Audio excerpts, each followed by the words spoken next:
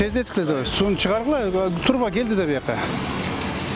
Тиерден куштетип койгондо турабы жөн эле жаап койгон. Бул жерде кафе, ресторан бүт бар болот бул жерде.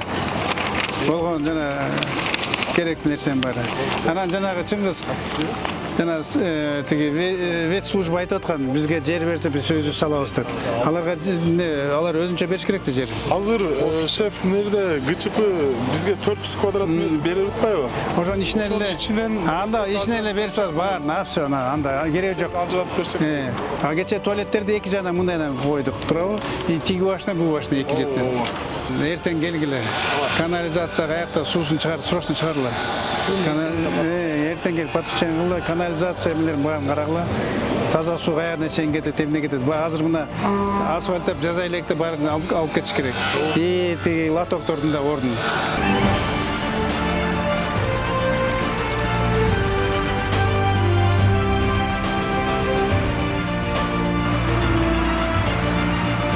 Жумуш аябай жакшы. Ошол сонун болот.